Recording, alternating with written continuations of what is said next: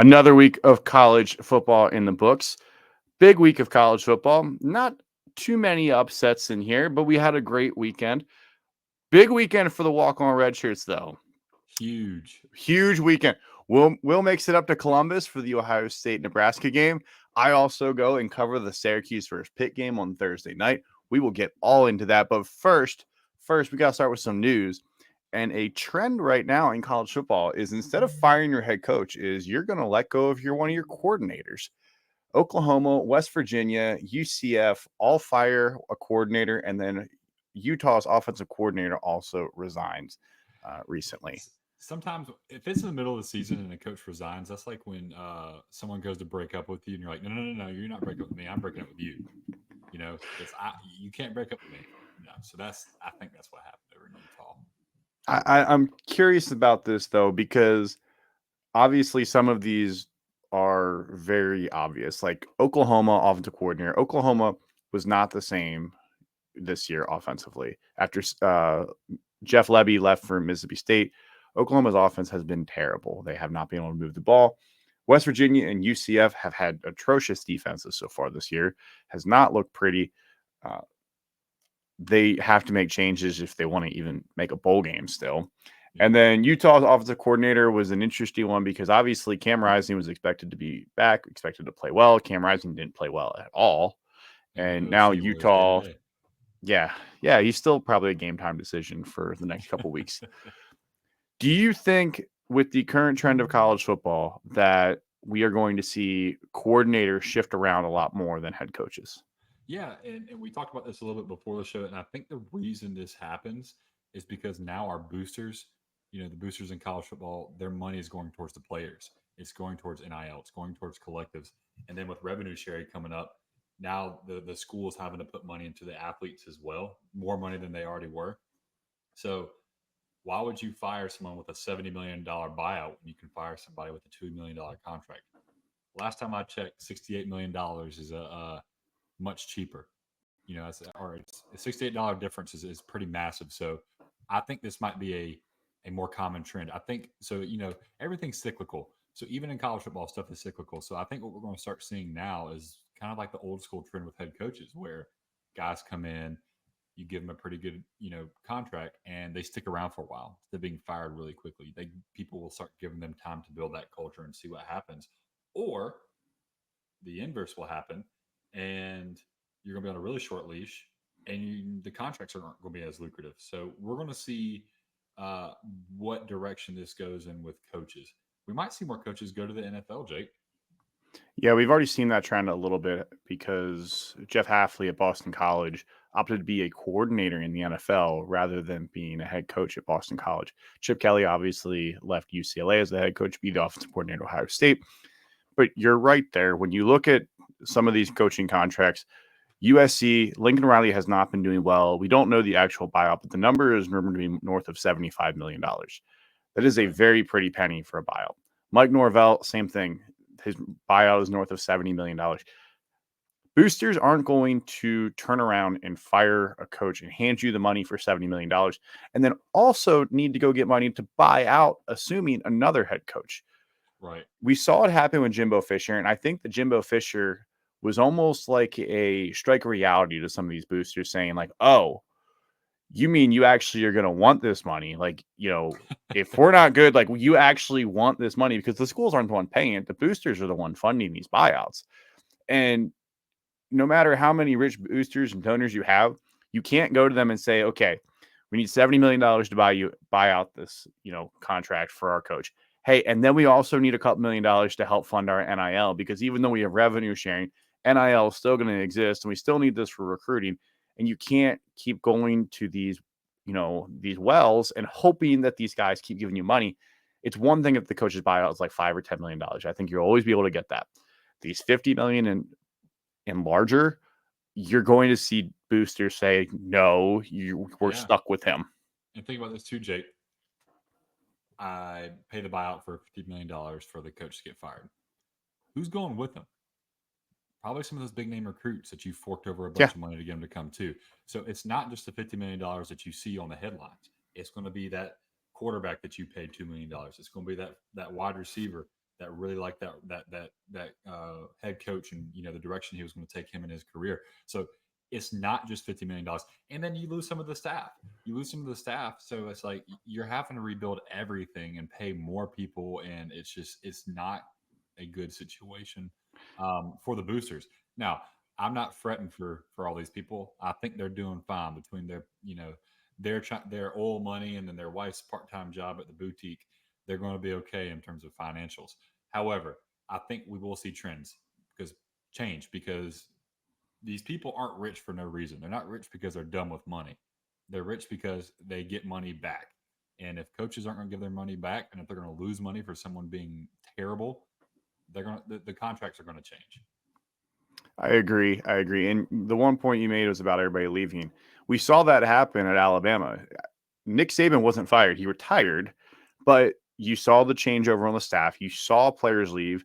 Players like Caleb Downs, went to Ohio State. I think Ja'Cory Brooks Isaiah Bond is the one I was thinking of. Isaiah Bond went to Texas. They had guys. Caden Proctor was gone. Then he came back, but he was gone.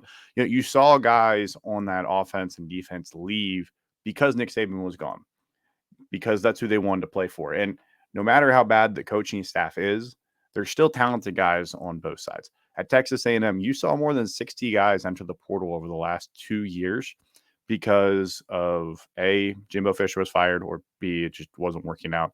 Now, Mike Elko is doing a very great job at Texas A&M. I don't think you can understate how great of a job he is doing.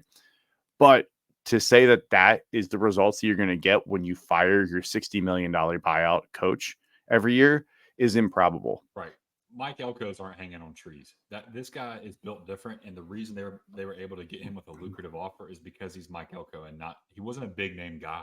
Even though he's an amazing coach, he wasn't a big name. He wasn't the sexiest guy on the coaching carousel for that job. Everyone wanted Lane Kiffin. Everyone wanted somebody else, Mark Stoops. And here comes Mike Elko. And Texas A&M fans were complaining about it. And I was like, and you and I talked about this, Jake. Like, I wouldn't be complaining too much. I think this dude's pretty good. If you can win at Duke, God, you're going to do well at Texas A&M when you actually have resources and you have athletes right in your backyard. No one wants to go to Duke to play football. And you see what Duke's still doing. And not that Manny Diaz isn't a good coach at Duke right now. He's doing a good job, but there was a foundation laid there before Manny Diaz got there. He did not walk in there with an empty cupboard. He did go and get some guys. Malik Murphy, he got as his quarterback, went into the transfer portal and got him. So he did go out and get some talented guys, but there was a foundation laid there by Mike Elko and a culture that was built that Manny Diaz was able to walk into and help continue what was already built there. So when you look at these situations like USC, I'm sorry, you're just stuck with Lincoln Riley. And I don't think Lincoln Riley is in that bad of a shape. When you go back and look, he just hasn't really been able to close out games. They beat LSU earlier in the year. I also think that at this time, fan bases want to be so quick to cut the cord on these coaches. If they don't see the immediate success, if they go through a rebuild period, they want to move on, because I've seen this a lot lately. I really do believe that Nick Saban ruined cultures of longevity. I mean this because he came in and within 3 years, he's playing for a national championship. He wins 6 in 12 years. He sets an unprecedented record, and everybody wants to be Alabama. Everybody wants to be Nick Saban, and that's not possible. You're lucky to win one national championship in a decade, let alone 4, 5, 6. And programs like USC are dying to get to that. Programs like Ohio State that are talking about firing Ryan Day are dying to have that success, when in reality, if you win one a decade, you are an elite program. Right. And that's what's crazy. And then I think the problem is with USC and even Ohio State to a certain degree is it wasn't that long ago. We're a generation removed from USC being a dominant program. Pete Carroll ages are not, they are far away in terms of, recency bias, but 20 years ago, they were running college football, and no one. 2 years ago, USC was 1 game away from the playoff. Right. So it's like, he's struggling right now. Yes. And I think a lot of it is his fault. We talked about it a few episodes ago, but the fact that he kept Alex Grinch as long as he did, his loyalty to his coordinators for some. That should be a absolute. That needs to be investigated. He should be put in prison for keeping Alex Grinch as long as he did. That's a felony for keeping Alex Grinch for 6 years. Right, because he handcuffed his program So now he's essentially starting over. This is year one because now he's got a legitimate defensive coordinator and the guy from UCLA. I'm forgetting his name right now, Jake. Lynn. Lynn, yeah. D'Anton Lynn, does that sound right? Yeah, I know his last name's Lynn. Yeah, and he's doing a good job. I mean, that defense is playing pretty formidably. I mean, yes, Bear Alexander just dipped out, but I think he's transferred at least 24 times his entire career. I think if he could have transferred in the womb to another mom, he would have done that too. This dude just leaves everywhere he goes. Um, but Jake, let's talk about something happy. Let's talk about your Thursday night last week. Or was it? Yeah. Yeah, your Thursday night. Yeah, Thursday night. Let's talk about Syracuse versus Pitt.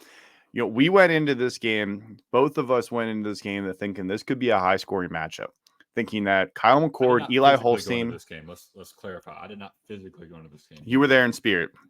I was there with our photographer Gibble. You people might start seeing him a little bit more. If you watch any of the videos, you might be seeing him in some of our videos. He did all our photography. We've got like 400 photos from sidelines. It was awesome. It was super awesome being there at the game.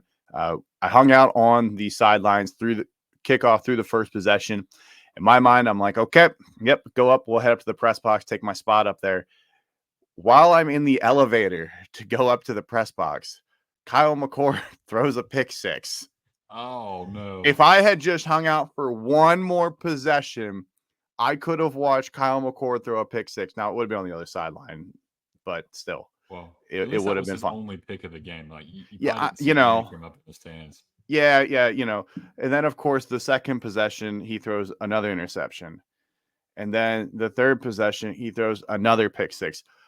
I don't know if I have ever watched a quarterback fall apart as fast as he did on Thursday night. That was bad. He was not a Honda McCord because Hondas do not break down like that. Hondas are reliable. Hondas aren't going to give you 300 yards passing. Shout out to him for getting me the over or the higher. Excuse me. Sorry, Underdog Fantasy. But they don't break down on you. He broke down. He is not a Honda. He's got to be a Nissan or something. Pitt's offense did not play spectacular by any means. They had 9 plays, 15 yards in the first quarter.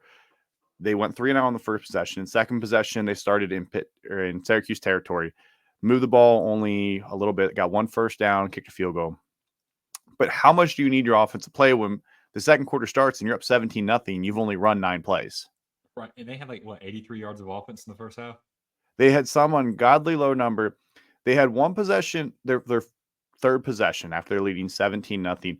Eli Holstein did lead a really nice drive. I believe it was 5 or 6 plays for about 70, 75 yards. Right down the field, right through the heart of the Syracuse defense. He hits a nice pass, hits his receiver, and his receiver runs it in from about 10 yards out to put it 24-0. At that point, I'm kind of assuming Pat Narduzzi pulled back a little bit, knowing you're up 24-0 in the first quarter.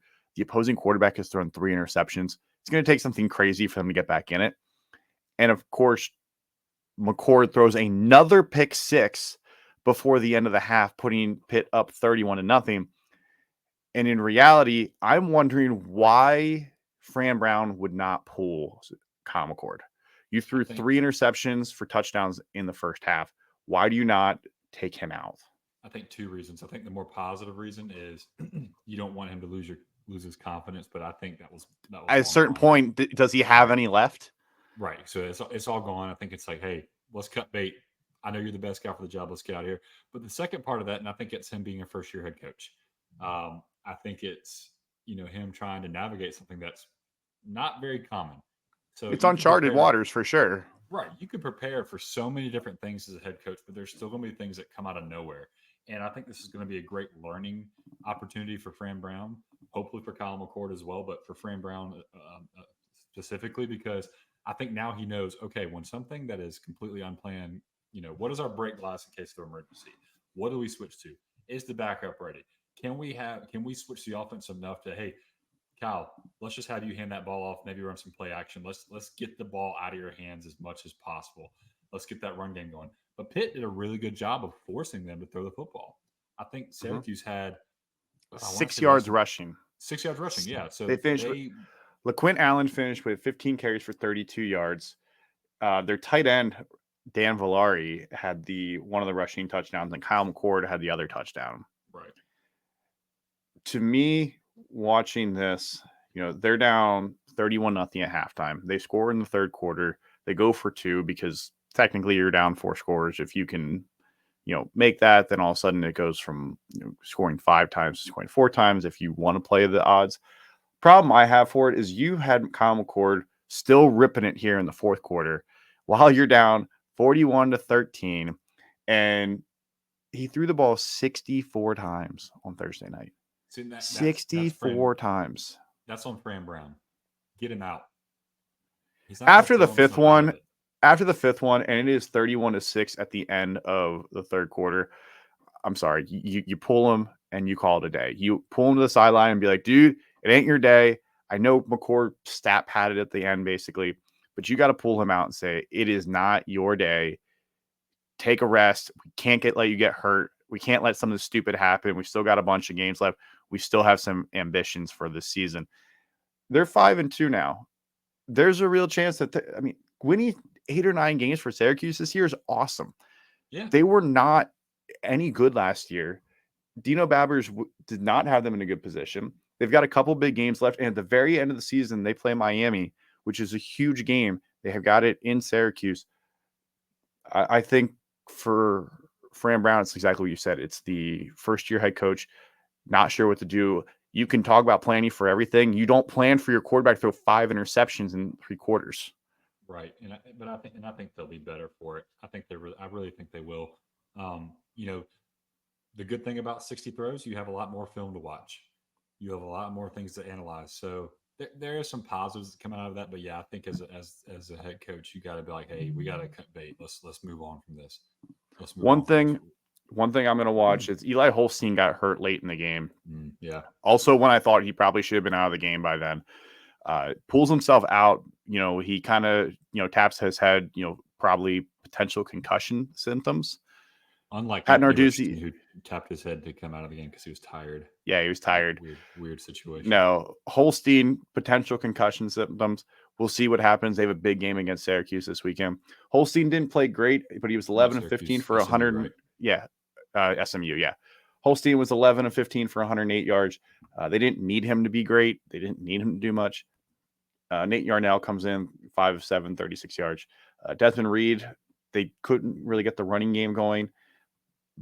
I'm not really holding Pitt's offense against them right now because your defense scored 21 points. They weren't points. doing much. They were vanilla. They weren't pulling all the stops out.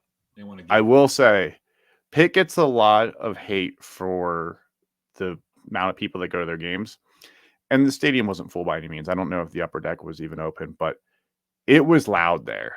It was very loud during those interceptions in that first half. Second half clears out. I mean, it's a blowout. But that first half, that first quarter, it was loud in Pittsburgh. Yeah. I don't ever understand leaving early when your team's blowing the other team out. I paid It got cold. It got cold. Okay. I'm from the South. I guess it doesn't get cold down here. But speaking of a game that should have been a blowout, it was not, but was still awesome. Should we segue, Jake? Yeah. So, you make the trip up here to Columbus, Ohio for the Ohio State Nebraska game.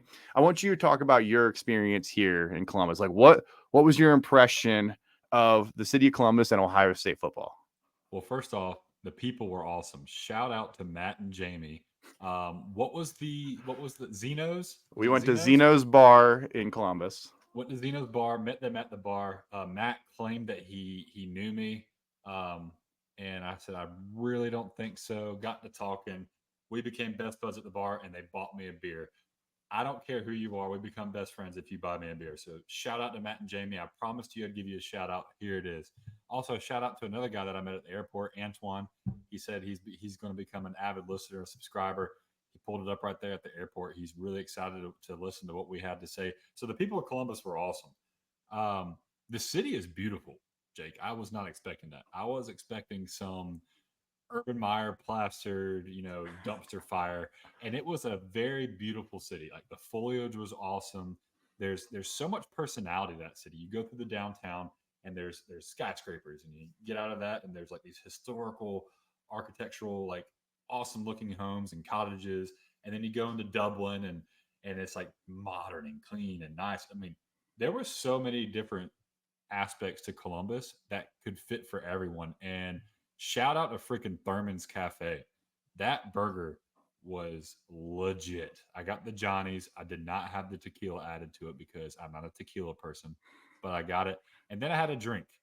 The bartender has a drink called Sex with Vince. And he said, you have to pick up your phone and call your wife and tell her you just had sex with Vince. And I was like, I'm not going to do that, but thank you for the free drink.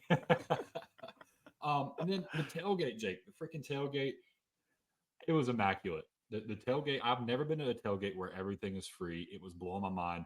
Jake and Gibby were making fun of me because, by the way, I call Gibble Gibby. Were making fun of me because I got every single entree that was available. I put it on my plate and tried it. And they're like, well, what are you doing?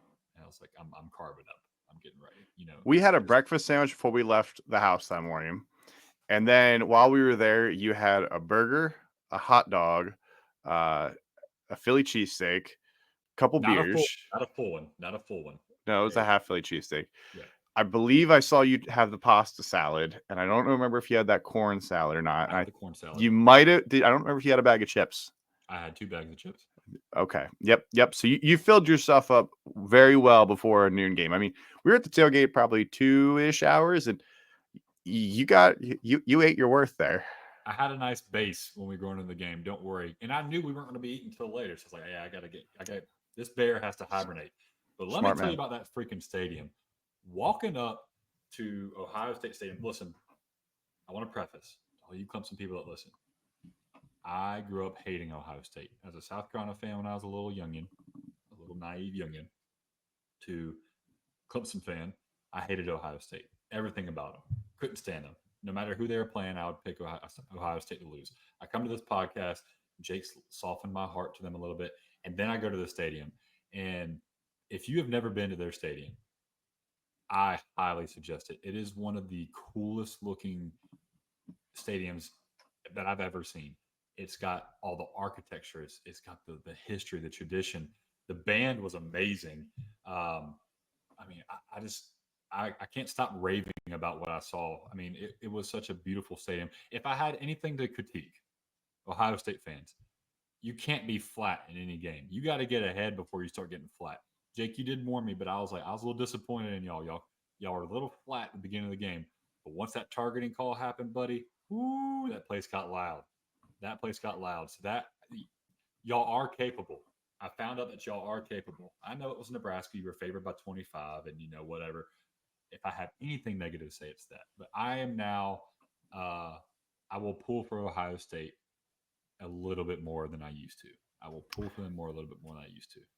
And I think the fans are a product of their own success. I mean, when you look at the last 25 years, they've played so many, I don't want to say meaningless games, but so many blowout games that even if it is considered a big game, there have been top 5, top 10, top 25 matchups where they come in and it's over. A couple years ago, there was a top 15 matchup between Ohio State and Michigan State, and CJ Stroud throws 7 touchdowns in the first half.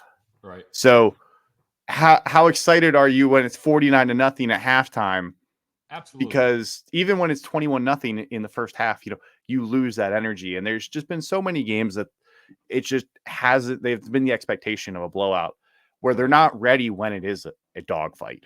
Yeah, but when it was time, y'all, the Buckeye Nation brought it out, and they were loud, and it rattled them. I mean, Nebraska got it was a false start or they had a penalty that was definitely caused by the noise right after all that stuff started happening. So shout out to Buckeye Nation. That was the trip of a lifetime. So thank you to Jake, thank you to Matt and Jamie, thank you to Antoine, thank you to everyone I met. Do I shout out? Should I shout out Tom at Thurman's? Shout out to Tom at Thurman's. Great experience. 10 out of 10. So let's talk about that game here a little bit because, right at the end there, obviously there's the targeting call. Controversial. Actually, has already been overturned by the Big Ten. So Arvell Reese is not going to be suspended for the first half of the Penn State game. But, there was a back and forth. Ohio State, obviously, the offensive line was an issue. It was a major issue there. They were not getting any push. Ohio State rushes for less than 70 yards against Nebraska there. Left tackle, Zem Mahalski, gets injured late in the game. he was getting beat like a drum constantly. With any move that the edge rusher was doing, he was getting past, whether it was speed, whether it was cutting inside, whether it was some sort of swim move. Yeah. It didn't matter. He Whether spent a he lot of bull time on his rushed. butt. Yeah, whether he bull rushed, it didn't matter. He was getting past. And I think that set the tone for Ohio State all day because Will Howard didn't have the time that he was used to. The running backs weren't able to find rushing lanes. Plays were getting blown up from the start. And at this point in the season, that's not what you want to see out of an offensive line. Now to his credit, he is the backup. And yeah, the biggest, and like we can highlight the left tackle because yes, he did get he got his lunch ate. He spent a lot of time on his butt. There's a lot of grass in places that there shouldn't be if you're an offensive lineman. And but I was disappointed in the offensive line as a whole. Maybe even the tight ends. Blocking just wasn't there. The running backs really had to create a lot of their yards, a lot of the 64 yards that they got. Now, some of that was from sacks that they lost, but overall, I think that was the biggest negative for Ohio State offensively. I think Will Howard looked fine. There was a couple of throws, the one pick he threw, but I think that was designed. He just knew to throw it up in that area. It got picked. Other than that, he was pretty money. I mean, Will Howard he did exactly what y'all needed him to do. And then when he needed to run, so the difference between Ohio State last year and Ohio State this year was that ability for the quarterback to move, and that bailed Ohio State out in that game-winning drive. I think it was 3rd and 6 or 3rd and 7. They put pressure on Will Howard. He's supposed to be throwing, and he ends up running for the first down. McCord wasn't doing that last year. He just was not able. Will Howard's not going to burn anybody, but he's fast enough. He's athletic enough, and he's smart. He's pretty savvy with the football. So very impressed with that. The defense, I was very impressed with the defense. I know a lot of people have given a lot of flack to that defensive line that y'all have, Jake. I think they're expecting a lot of sacks out of them that they aren't getting. But where you're not getting in sacks, you're getting in pressure, and you're getting in the coaches are having to scheme a way to get the ball out quick. So yes, you might not be seeing the statistical dominance that group's putting in, but how many times did Nebraska have to throw a screen pass in that game? I mean, So it was Ohio State actually finished the game with 3 sacks and 13 tackles for loss on Saturday. Right, which is phenomenal. But and people were still complaining about that defensive line. I mean, I went to the bathroom and this guy was like, "This defensive line, they're supposed to be great." I'm like, "Did you watch the game?" Nebraska threw a screen pass, I think 34 freaking times in the game, and they just kept doing it. I mean, Jake, you got a tweet that says, "Please don't throw the ball sideways again," and we just threw the ball sideways again. So there's a reason for that. You can't account with 5 guys for those 4. You just can't. And then the linebackers played out of their minds. Simon, what's Cody Simon had 2 monumental plays there at the end, yes, right after the targeting call. Blows up a screen pass, chucks the guy backwards, and then also gets another tackle for loss on the very next play, setting up a 3rd and very, very long, which then becomes the game-sealing interception for Jordan Hancock. And I want to talk about Nebraska here for a minute because Dylan Raiola, I don't think he played very bad. 21 of 32, 152 in interception. My problem with Nebraska is I don't think the coaches are putting him in the situation to be able to maximize his talent. Dylan Raiola shouldn't be throwing 15 screen passes in a game. I'm sorry. That's not maximizing his talent. Marcus Satterfield came out today and said, "I didn't know Dylan Raiola could run like that." Your job is to be the offensive coordinator and understand the offense. You should be able to play to your player's strengths. This is just the epitome of, I think a lot of people believe that coaches should be these genius, these smart, like these guys know everything and they know a lot, but some of them are not the brightest bulb of the bunch. Well, no, it's not even that, Jake. It's ego because you have a freaking athlete, but you think you're so smart and your scheme is so perfect that it doesn't matter what they do. So you don't even pay attention to the type of athletes you have. I hope that was tongue in cheek of him saying he didn't think Dylan Raiola could run like that because if he didn't know that before, I mean, because he ran great against Ohio State. He had a couple of long runs. He had 9 rushes for 31 yards and a long of 38. Right. And you got to keep in mind, he was sacked 3 times. So yes, he was sacked 3 times. So you take 6 rushes in there, that 6 actual rushes, and one of them went for 38 yards, which is pretty impressive. If you want to know what the consensus opinion is of Marcus Satterfield, why don't you pick up the phone, pick up your little tweeter device, and contact a South Carolina fan and just say, "What are your thoughts on Satterfield?" And they will tell you everything you need to know. The dude is not a good offensive coordinator. He's bad. He's really, really bad. Let's talk about some different offenses. Let's talk about some backup quarterbacks. So we have 3 backup quarterbacks in the top 25 that lead their team to victories. 2 get it done in some second half where their team is losing. Beau Pribula comes in for Penn State while they're down 10-7, leads the victory against Wisconsin. Marcel Reed gets it done against LSU. Actually throws 2 passes, gets a lot of it done with his legs, scores 3 touchdowns on the ground. And then Taven Jackson helps Indiana stay undefeated. He starts the whole game after Curtis Rourke was injured and had surgery this week. Out of those 3, which one to you was the most impressive? I think Beau Pribula, is that how you pronounce it? Pribula? I say Pribula. Beau Pribula was the most impressive for multiple reasons. So Taven Jackson had the week to prepare. They knew he was going to start. So yes, that was tough to come in. Probably one of the hardest games they've played so far, and he came in and he handled business. Marcel Reed started before, so like being in these type of games is not crazy for him. But Beau Pribula, I don't think has had any game time up until this point. At least not anything significant. He hasn't like run too many drives other than some, but they've used him as a gadget player, right? Throughout, so, but not full time starter.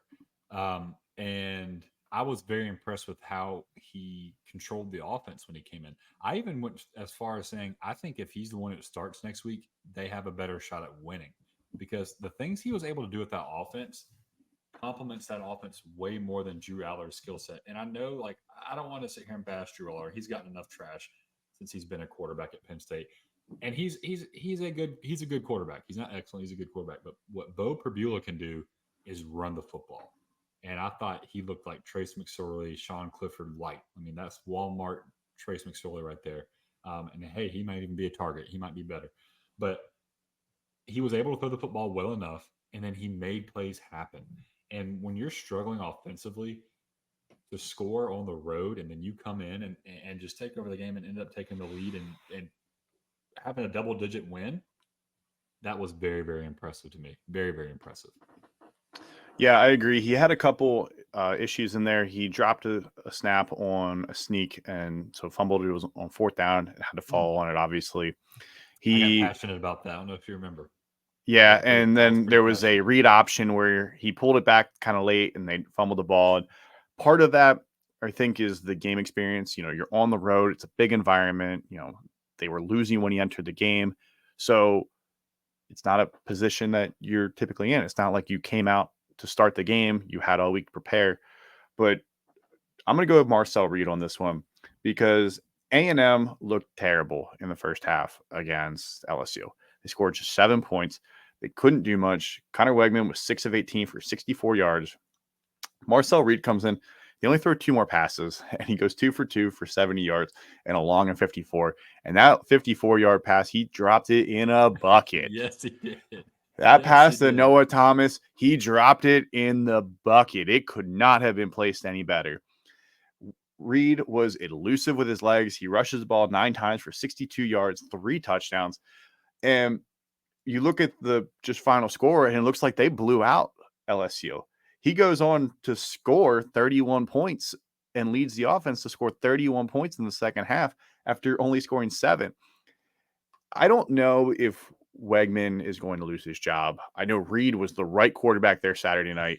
I think there's a spot where they both play because I'm not sure if they get into a position where they need to throw the ball, if they can rely on Reed's arm to consistently do that. But can you rely on Connor Wegmans at this point? I mean, the body of work he's put together this year is just not impressive. Yeah, I thought that he was playing, honestly, decently well the last couple weeks. Against Mississippi State, I know it's Mississippi State. He was 15 of 25, 217, 1 touchdown, 2 interceptions. Against Missouri, I mean, they beat the brakes off of Missouri, and he was 18 of 22 for 276, but that might be more on Missouri than it was for Wegman. I'm guessing that Reed starts this week. It's hard to think that a quarterback that goes and scores 31 points in the second half and leads you to a victory isn't going to start. But to me, like that was a massive moment for them, and that might have changed the season for A&M. Yeah, you look at these moments like when schools make the playoff, have these big time runs. You go back and you find these moments where something clicks. And after the Notre Dame game, I think me definitely included, left them out for dead. I was like, oh, this team is garbage. They couldn't move the ball, yada yada. Now they're legit. I mean, they deserve all the flowers they're getting right now. And that is a good point. They were down a lot. They couldn't do anything, and they were on the road. If I remember correctly, right? No, they were in A&M. They were at A&M. They were in College Station. So that's why I give Beau Pribula the edge. They were in Camp Randall. They were in Wisconsin. But I don't think Marcel Reed. I think he starts the rest of the year. I think Marcel Reed starts the rest of the year. It's a big week for them. Obviously, they travel to South Carolina this week. So my guess is Elko is not going to say who's going to start. Coach Speak, they know who's going to start, but he's going to say that they're going to evaluate and make a decision later this week. I think we all know what that decision is going to be, though. Yeah. He's just doing Coach Speak so that way, no matter who starts, they had to prepare for a passing quarterback and a running quarterback. Absolutely. The final one I want to talk about here was Texas survives against Vanderbilt. Vanderbilt goes toe-to-toe with Texas. Is it time to be a little concerned about Texas right now? Absolutely. And Quinn Ewers specifically, he played terribly. He did not look good. And I want to back up a little bit. So we talked about Beau Pribula fumbling the snap on a QB sneak. Mr. Coach Vanderbilt Leah, I don't care. I'm pretty pissed at you right now. And let me tell you why. You had 2 timeouts in a game that was not over. There was a minute and a half left. And instead of making Texas take as many snaps as possible, you decided not to use one of those timeouts because essentially they would have been able to run the clock out. So instead of making them do it in 4 plays, I think they did it in 2. And I looked at Jake and Gibby, and I said, always call timeout, always make them snap. You never know. Even if it's 0.1% chance that something bad could happen, you want to give yourself the opportunity. And what happens in the freaking Penn State Wisconsin game? The dude. Now, it wasn't to kneel it out. It was on a push. But yes, snap went off to the side. Like it was just a bad exchange. And that is possible in all these different games. You got to give your guys a chance. I mean, that just made me sick. But Texas should be worried if we flip away from that. I had to make sure I talked about that. That made me angry. Quinn Ewers looked bad. Do you have his stats pulled up, Jake? He threw 3 touchdowns and 2 interceptions. He was 27 of 37 for 288. Yeah, and like honestly, if you look at the stats, that looks good. I was not impressed with anything he was doing on Saturday. I mean, he didn't do anything that wowed me. He didn't do anything that would make me think, okay, Texas is back. They're legit. And Texas scored 6 points in the second half. They kicked 2 field goals. Right, and their defense even looked a little flawed in the second half. I thought Vanderbilt was able to take advantage. Now, a lot of that is Diego Pavia. Diego Pavia is going to Diego Pavia, and I can't tell you how many times when we were watching that game I said, live by Diego Pavia, die by Diego Pavia, because there were some bonehead things that dude would do, but then he'd turn around and make an amazing play. So I think Texas is a lot more vulnerable than people thought. And I think Vanderbilt exposed that. I think Georgia exposed that. And I think, they're getting into the teeth of their schedule. I think we're going to see that more often. So they were lucky in the sense that they got an easier SEC schedule. So they're going to be fine. I don't think they're a national championship contender. I didn't think that coming into the season, and I'm starting to get that opinion cemented now. Yeah, I think we were all fooled by their win over Texas or win over Michigan earlier this year. Michigan, we saw what they are. They're not a great team. They're an okay team. They're not a great program, especially when Davis Warren was starting the beginning of this year. They couldn't move the ball. They play Florida in 2 weeks. They also have Arkansas, Kentucky, and Texas A&M. They should win the next 3, and that Texas A&M game at the end of the year is incredibly interesting. and could have a lot of implications for the SEC championship and the college football playoff. So we'll see how that all plays out. But I'm also so happy that that game is returning. We haven't had that game in a while. I'm very, very excited to watch that game again. All right, let's move into this upcoming weekend. We've got one massive matchup and a couple other big ones. Obviously, Ohio State travels to Penn State this weekend. There's a lot of injury notes in this game with Ohio State's left tackle, Zen Mahalski. He went off on a cart, and Ryan Day tried to say if he can go, he's going to start today. I'm sorry, he went off in a cart. That's hard for me to believe that there's any way that anybody that went off in a cart is going to play on Saturday. Yeah, I doubt it. Drew Aller was injured in the first half, looked to be a knee injury where Beau Pribula came in. Again, coach speak, he's not going to say who's going to start this weekend between Aller and Pribula. Penn State's also got nicked up on a couple other injuries. They've got one of their defensive ends denied. Dennis Sutton is potentially injured. Their right tackle is potentially injured. There's guys all over the field on both teams that are either dealing with some nagging injuries or are potentially out for this game. But the theme to me in this one is big game phobia. Yeah. James Franklin is 1-12 against top 5 teams. Ryan Day is 2-6. And I believe one of them is Notre Dame. I don't remember. The other one might be Penn State, honestly.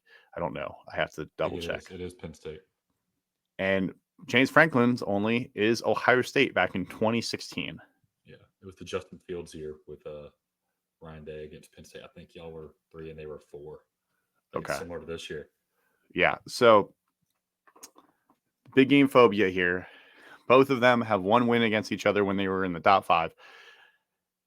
This game is in State College. It's not the whiteout. It is I think a helmet stripe game. It's basically a whiteout. I don't know. They just aren't allowed to call every game a whiteout, even though they would love to. Also, it would get dry if you called every game a whiteout. It would lose its effect. It would lose effect. But to you, what is the biggest key for Penn State in this game? For Penn State, it would be get Will Howard off rhythm early, get that running game off rhythm early, and see which defense wins it all. If they can get Dennis Sutton back, I think that would be huge. The defensive end for Penn State, if he can be healthy, I think that's going to help them out a lot, especially with the left tackle issues at Ohio State.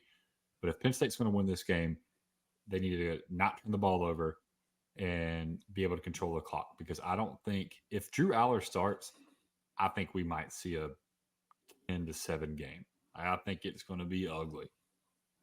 But if Beau Pribula starts, I think we can get some wacky results. I think you can get Ohio State blowing them out because he's turned the ball over a lot. I can see maybe Penn State scoring, a good amount, or being able to move the ball easily enough to, to get field goals, get in field goal range.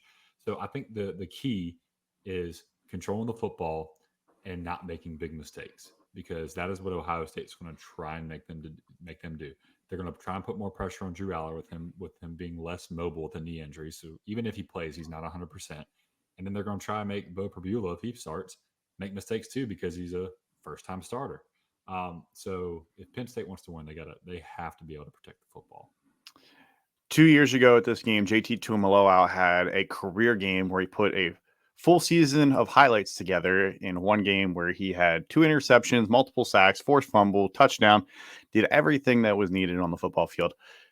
I don't know if Ohio State needs that aspect, but for Penn State, if Drew Aller's not healthy, I think if he's not 100% and he cannot move around the pocket, Beau Pribula is a better option here, because we have seen the last 2 games that running quarterbacks have caused issues for Ohio State. Yeah. Dylan Gabriel got loose a couple times. Dylan Raiola ran for a 38-yard run alone. Running quarterbacks have caused issues. Ohio State has struggled to put a QB spy on them. And if Beau Pribula is running a read option, or if he's getting loose, it's going to put Ohio State off of the rhythm. If Drew Aller is not 100% and they know that early, and they'll be able to tell real quick if that knee is good to go or if that knee is struggling. And if they know that knee's struggling and he's not going to be able to move around the pocket, if he's not going to be able to scramble, it's going to make Ohio State's defense day a lot easier real fast. Right, absolutely. And I don't think Penn State has the guys outside. They don't have the speed outside to be able to take advantage of that with the screenplays. They're going to have to really rely on Katron Allen and Singleton. And it looked like Singleton's a little hurt too. He didn't look 100%. Yeah, he missed a game earlier this year, so there's some rumors on the internet that he still isn't quite 100%. Yeah. So we're going to talk about this later. I think Ohio State, because of their weapons, especially at receiver, are able to win this game. But I think this is going to be one of those fun, classic, big-time Big Ten games. You're going to see lots of good defense, but I think Ohio State's able to pull this one out. I think Jeremiah Smith, which was awesome seeing him score a touchdown in person. He is just as awesome in person as he is on television. He's electric. Emeka Egbuka. What can you say? The only thing I can say bad about him is that he made a business decision against Nebraska last week. He did not want to lose his head that game. And then Carnell Tate is starting to come around a little bit. He's starting to be more effective in the passing game. I think Egbuka being out has been the best thing for that offense because Carnell Tate was able to really get a rapport and build up a rhythm with Will Howard. So now they have 3 legitimate targets that they can go after. So I think that's going to be too much for Penn State to handle in the end. My biggest question is the offensive line is what does it look like? Zemahalski, I'm not taking anything Ryan Day says as gospel. He's not playing. What does the offensive line look like, and how do they adjust it? And what extra protection do they give? What kind of running back, what kind of tight end protection do they give? Knowing that they can send their 3 wide receivers out and get somebody open. They don't need to send 5 guys out every time to get somebody open. Egbuka, Tate, and Smith, one of them is going to get open. And if Howard only has to go through 2 reads, 3 reads, it's a lot quicker than having 5 guys out there. And I think that could be something that they look to do. Yeah. Pitt travels down to SMU this weekend. Both starting quarterbacks are questionable. Eli Holstein and Kevin Jennings are both questionable this week. Who is going to be impacted more if their starting quarterback doesn't play? I think Pitt, because we haven't seen the backup. I mean, we saw him in limited playing time against Syracuse, but Preston Stone's at least played a lot and been a pretty good quarterback up until this year, apparently. He's been a shell of himself since he broke his leg. I think Jennings plays. I have less of a doubt with him because he finished that Duke game. So I think he'll play. Holstein, I'm a little worried about, but I don't know. I think it's trending in the direction that he does play. But in the scenario where they're both out, I think it affects Pitt a lot more than it does SMU. I agree. Nate Yarnell's thrown 102 passes in his career, which it's not nothing. He's thrown 100 passes, 7 touchdowns, 1 interception over the course of 3 seasons. But playing this kind of game as an undefeated team, they are not favored, but SMU has the ability to score quickly, especially when Jennings plays. If it's Nate Yarnell versus Kevin Jennings, I think SMU wins this game pretty easily. Yeah. If it's Preston Stone versus Eli Holstein, I think Pitt has just as good of a chance as if Kevin Jennings is playing. Right. I don't think that the level between Jennings and Stone is that huge. I mean, Stone was a starter all last year. Jennings has obviously been a very good quarterback this year, but I don't think the SMU offense is going to take that big of a step back if Stone is the starter this weekend. You lose some of the mobility for sure, but yeah, I agree with you. In terms of Jennings turned the ball over 6 times last week. So what all actually do you lose by not having a quarterback that turns the ball over 6 times? He had only turned the ball over twice throughout the entire year. And then he had it. Oh yeah, I know he was sick. I mean, he had thought he had lost that Duke game for them. And then Duke just like, hey, hold on, buddy. We're getting close to the season again. Let's make sure you get this game back, buddy. Yeah, they wanted SMU to continue on their dream run. Yeah, the kicker for Duke is the MVP for SMU. I'm very interested and I'm very excited to watch this game. A win for Pitt against SMU. I think you see Pitt jump into the top 15. Next week, we get our first college football playoff rankings, which Wait, is that actually true? They're doing it on election night? That's actually hilarious that they're doing the first rankings on election. If my date is correct, I think that's Tuesday night they're doing it. Yeah, it's Tuesday night. Yeah. Everybody should be tuned into that rather than election coverage because nobody Which wants is to gonna watch election college football's coverage. king. College football's Exactly. king. Exactly.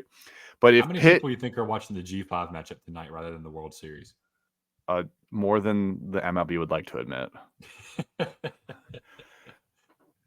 I think if Pitt pulls off this win, we start talking about Pitt as a legit contender for the college football playoffs. They have not played a difficult schedule. They obviously beat up on Syracuse, but when you beat SMU with one loss right now, and their only loss being to BYU, that is a legit win, and that's something that you can add to the resume. Yeah, and I don't want to shirk the fact that they beat Cincinnati too. I think Cincinnati's a decent football team. But yeah, this is going to be the true test, and I think this will catapult them into that ACC championship conversation. This will catapult them into that college football playoff conversation. Hell, I think whichever team wins, I think people are already talking like that with SMU though. But Pitt would be a newcomer in that conversation. Yes, I agree. Texas A&M will travel to South Carolina this week. This is a massive game because there's a lot of people thinking that this might be an upset. South Carolina is only a 2.5-point dog this weekend. I'd love to hear your thoughts coming from that region of what you think South Carolina can do to potentially win this game. So the game's in Columbia and it's a night game. And I've said this 1,000 times. I don't care how much I hate South Carolina. Williams-Brice at night is one of the toughest places to play in the country. And I will stand on that. Number 2, South Carolina's defense is legit. Casey Smith at Barstool over unnecessary roughness got on a microphone and talked about how South Carolina was a terrible defense. I think she was just going through the schedule and calling everybody terrible. Whatever. She's standing on business now and saying they are terrible. They're not. They're absolutely not. That defensive line is one of the best defensive lines in the country. Kennard and Stewart are two of the best defensive ends in the country, and that's one of the best duos in the country. It is. They put so much pressure on the quarterback that it is. I think they rank top 5 in quarterback sacks. So they don't mess around in terms of putting pressure on the quarterback. If Marcel Reed starts, he needs to be able to throw the football. If he cannot throw the football, this game could get. I think South Carolina has a legitimate chance.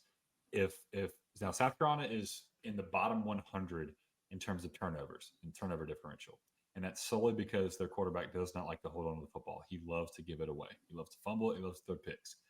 If he can protect the football, they have a legitimate shot at beating Texas A&M. They have a good shot of beating them handedly and it not coming down to a last possession. And the reason I say that is because Texas A&M's offense is very, very flawed. And if they can't run the football, which South Carolina ranks 14th in the country in stopping the run, I think it's going to be tough. It's going to be tough for Texas A&M. Yeah, you pay a lot more attention to South Carolina, obviously being in that region. For Texas A&M, who starts for them is going to be important. But Dylan Stewart has been a freshman phenom this year. Everybody's seen highlights of him. Everybody has seen what he's done. He can get after the quarterback. And no matter who's back there, they're going to have to be mobile and they're going to have to be able to get the ball out. That you can't hold it. You cannot get stuck in second and longs, third and long because you're getting sacked. And Dylan Stewart, as a freshman, could take over this game pretty quick. Yeah. And then Kennard, the transfer from Georgia Tech, has been electric. And then Tonka Hemingway, who's been a mainstay in that Carolina defense for a while in the interior. I mean, he's great. Nick Emenware, safety, I think he's got 5 picks on the year, 4 picks on the year. He's awesome. The Sumter boy, O'Donnell Fortune, has been making plays. I mean, that defense is not something to shirk at. So Texas A&M's, this is going to be the best defense they've played yet. Not even close. Yeah, and Texas A&M needs this win. Another loss, and they are probably out of the college football playoff conversation. In theory, they could potentially make it back in. They'd have to go win out. They would probably need some help as well, and they would need to find a way to make the SEC championship game, which they can because they are currently undefeated in the SEC. Yeah, they're number 1. Even one loss does not eliminate them, but they might put into some weird tiebreakers. Let's not jump into tiebreakers. I looked at the SEC as a 22-page document on how the tiebreakers break down. Good nighttime reading. Yeah, if you need a bedtime story, there you go. All right, let's jump into underdog picks. I went 2 for 2 last week. Didn't even realize I went 2 for 2 until I looked at it today. You went 1 for 2 because good old Eli Holstein finished with like 100 yards. But Yeah. you need to go check out Underdog. Underdog is the best place to take your college football fandom to the next level. It's the easiest way to draft a perfect team or make pick-up entries like we do every week. We've been using Underdog all season long. I'm on a heater right now after William was on, a couple week stretch. I'm 2 in a row right now, 2 weeks in a row. Sign up today using promo code Walk-On to claim your free pick, plus your first-time deposit offer up to $1,000 in bonus cash.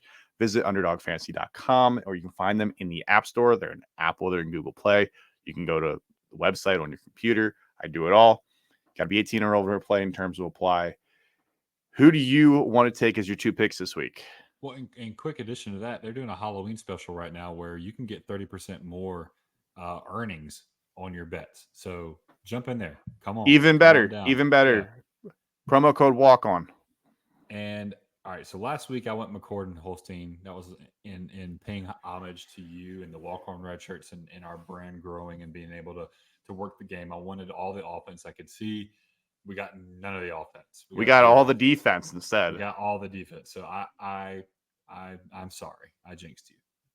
But I'm going back to my bread and butter, that what started this all, and that's the running back position. I'm getting back in. I'm going Jordan James higher than 97.5 rushing and receiving yards combined against Michigan. So Jordan James is the running back for Oregon. He's averaging 111 total yards per game. Michigan is middle of the road in terms of stopping the run. That's probably what they do best, but they're still struggling a lot. I think Jordan James gets the ball early. I think he gets it often. I think Oregon gets a big lead and they just start relying on that running game, and he's able to pull that one off. Then on the flip side, I'm going over to SEC country. Dylan Sampson. If you hadn't heard of him, he's the running back for Tennessee. He is a phenomenal running back who is averaging 105 yards per game rushing the football. If Ashton GT didn't exist, we would be talking a lot more about Dylan Sampson. So I've got him rushing for higher than 105 yards against Kentucky. Kentucky has the 54th ranked rush defense. Tennessee's struggling to throw the ball, so they've really had to rely on Dylan Sampson as of late. So I think we get it here. Yeah, Dylan Sampson has obviously been phenomenal for Tennessee this year. They have run the offense straight up through him every single week. The fact that he has 838, rushing yards and 17 touchdowns, he isn't being talked about enough. No. I went to go look for some kickers. There aren't any good kicker lines that I like this week. So we are. Was on there. What are you talking about? I know I could have taken Michigan's kicker as well, but 4.5 points for Michigan's kicker felt like too many. I'm not sure they're gonna. It's too much. I don't think they're gonna kick 2 field goals, and they're not scoring 2 touchdowns. Maybe now they're gonna prove me wrong and score 2 touchdowns. I'm gonna take Jeremiah Smith higher than half a touchdown. He scored in every game. I mean, this is the biggest game of the year for them at this point because it's a winner, do or die. I know Oregon was big, but now this one's technically bigger because they need to win. It's do or die. Do or die, you go to your best players. Jeremiah Smith has continued to be the absolute freak of nature that he was believed to be when he was recruited. He is a freak of nature. He scores again this weekend. Even though I do believe Penn State is going to do everything they can to prevent him from getting the ball, he still finds a way to get the ball. And then Tyler Warren, higher than 53.5 receiving yards. In big games, he makes big plays. His game-by-game stats are actually not all that impressive when you start dialing down into it. He has only crossed 100 yards twice this season. And you might say, well, wow, he's like, he's a tight end. Like, he's not going to have a lot of receiving yards.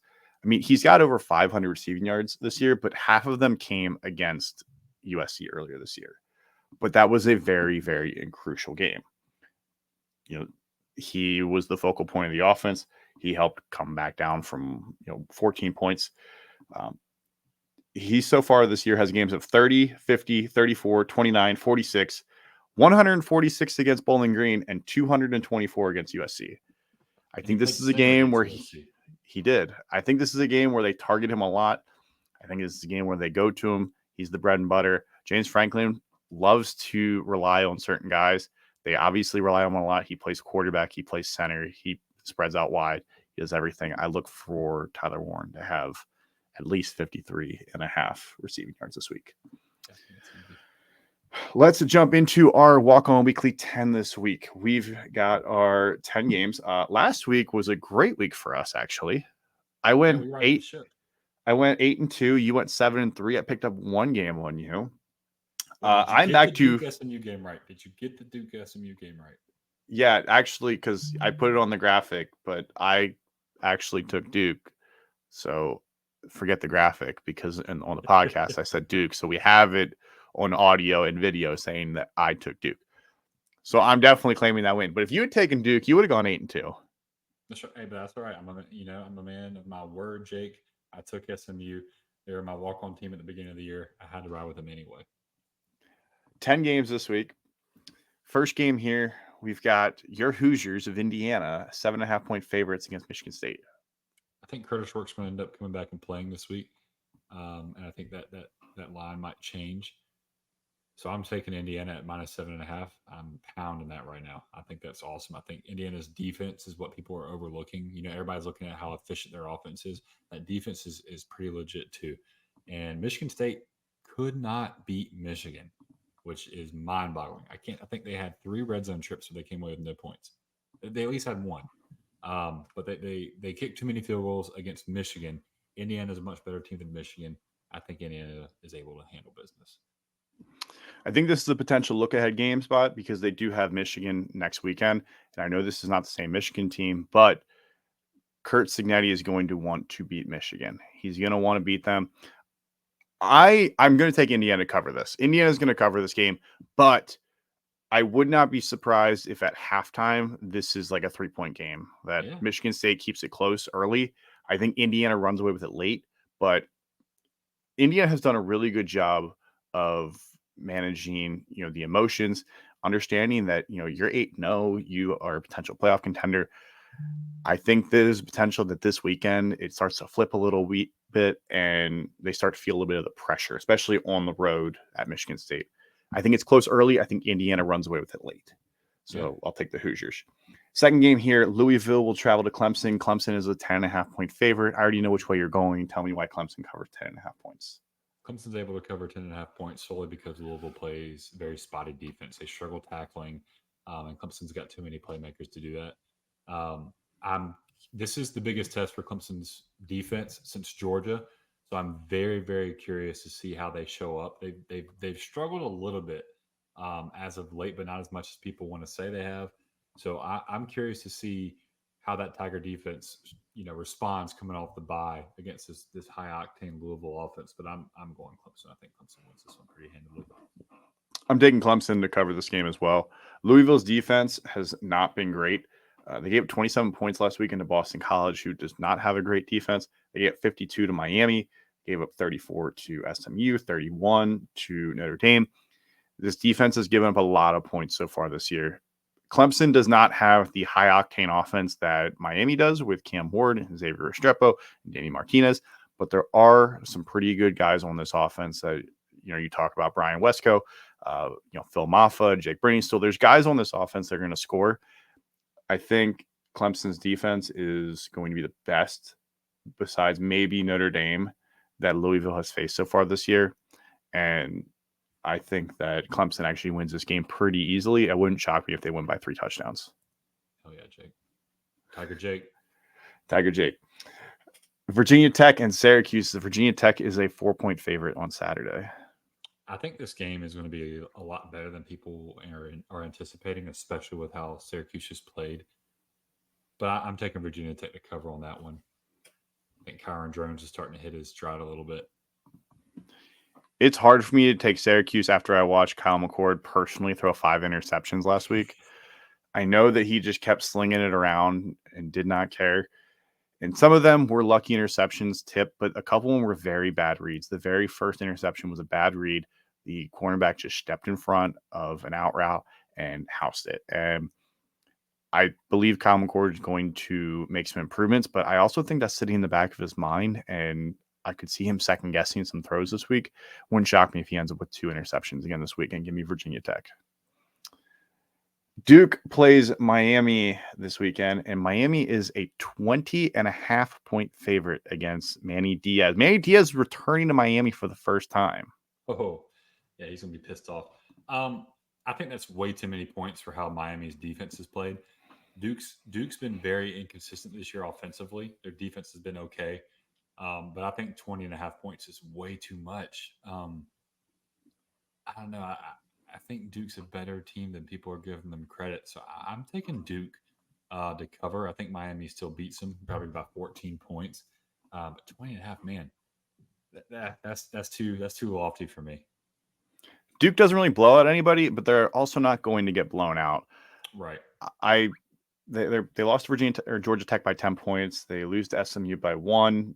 They're a 2-point conversion away from winning that game. I have a hard time thinking that Miami is going to blow out Duke. Miami's also played a lot of close games. For the first time, they blew out Florida State, but Florida State's not good either. The previous couple weeks, you're talking about a 7-point win over Louisville, a 1-point win over Cal, 4-point win over Virginia Tech. The last handful of games have been close. I think Duke keeps this close as well. Moving on to our next one here, we have number 19 Ole Miss as a 17.5-point favorite against Arkansas this weekend. This game is in Arkansas. I'm gonna do this purely off of emotion. I'm taking Arkansas. I don't know what to think about Ole Miss. I do a description post now once a week, and last week I had Ole Miss as Chihuahuas. This week I forget what I called them, but it wasn't very nice. Um,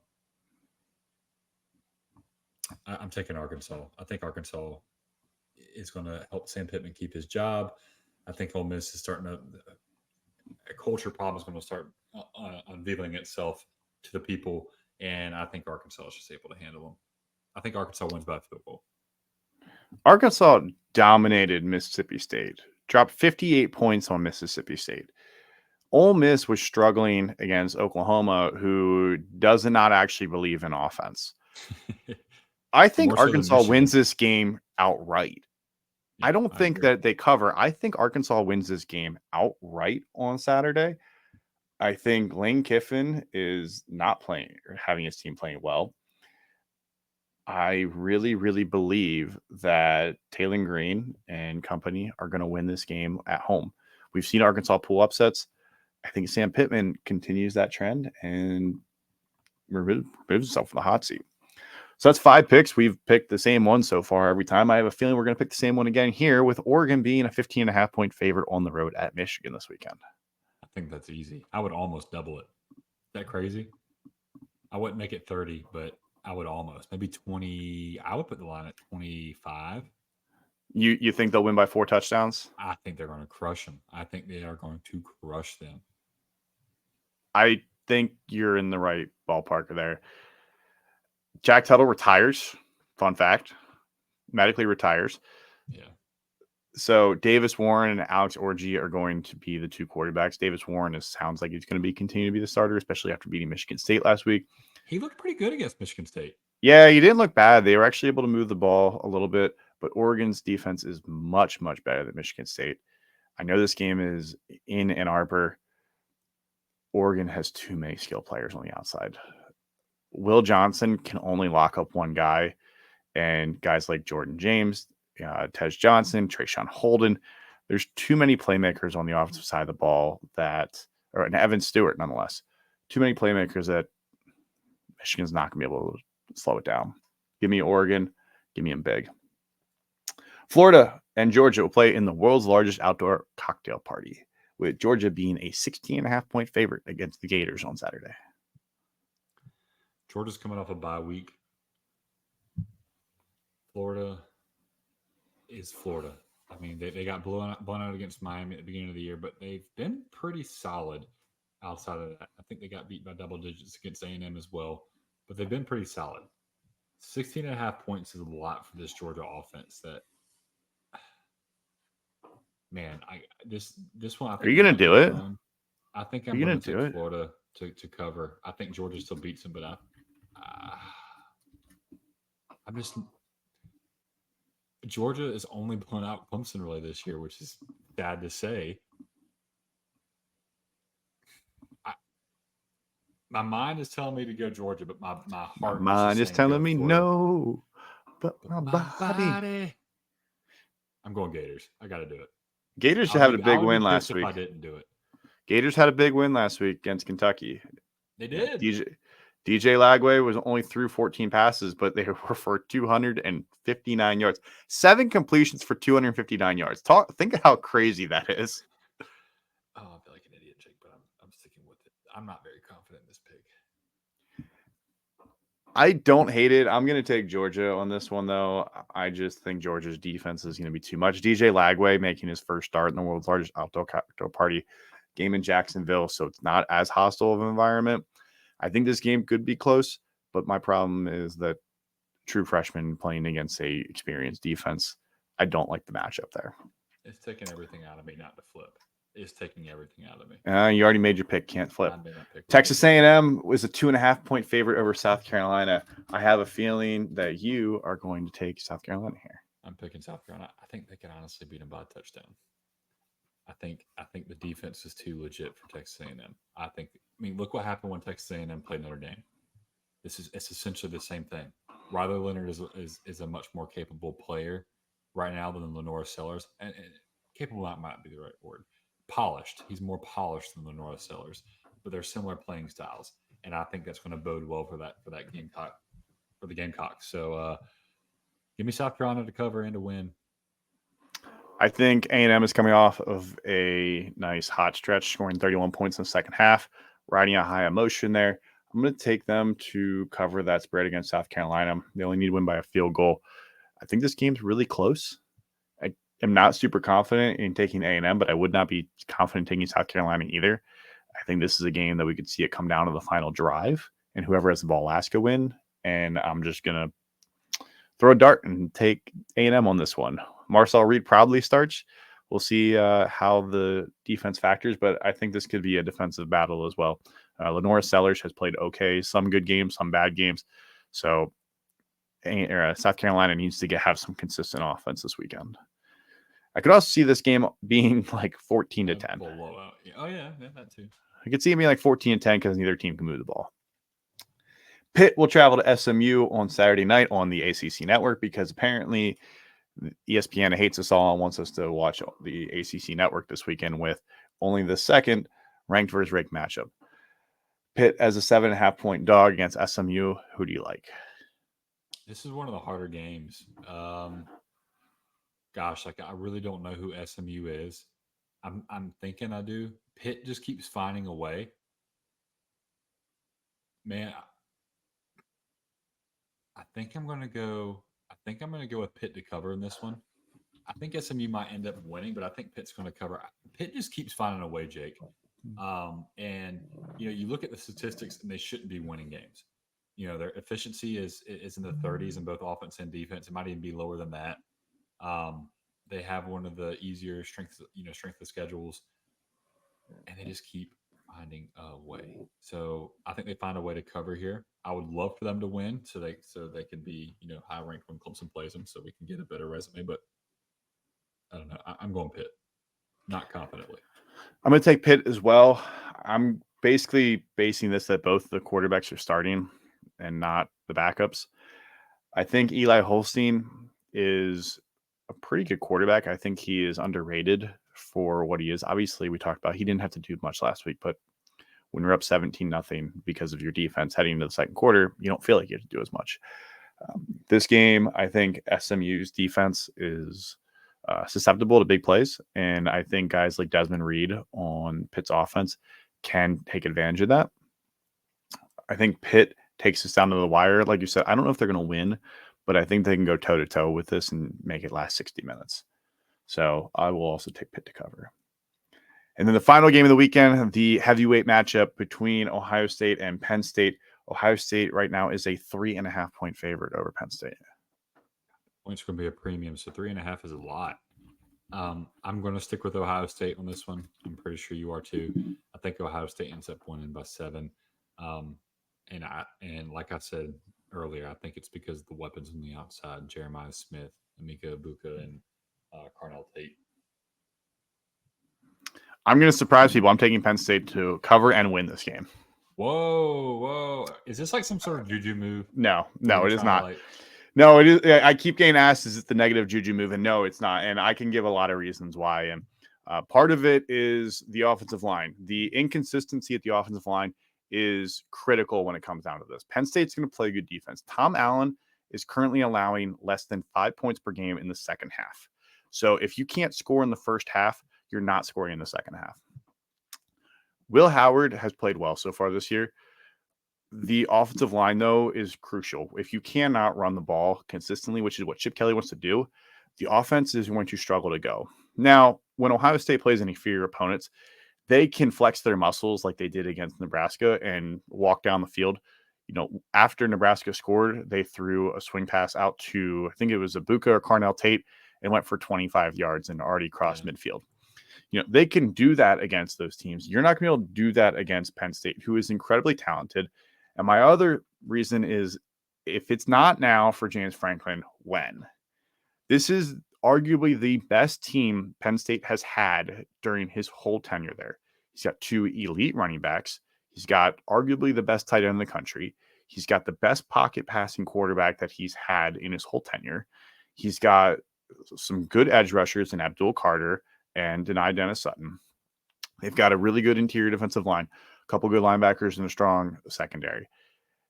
This is the year that it has to happen, because if not, when? We're pushing 10 years since the last time that he beat Ohio State. Yeah. The offensive line for Ohio State, I believe, is going to be the reason they lose this game. I said it on Saturday that this offensive line was going to cost them the game. The problem is there's not many games left, and most of the teams are not good. Purdue and Northwestern are not beating Ohio State. I really don't believe Michigan is either. Don't sleep on Purdue. Don't sleep on Purdue. The spoiler makers. Yep. Well, if that game was in Purdue, I'd probably feel different. But that game's in Columbus. I really do believe that Penn State wins this game. And I think that this really starts to fire up the Ohio State fan base. But the offensive line is a concern. The defensive line had a productive day on Saturday, but they overextend plays.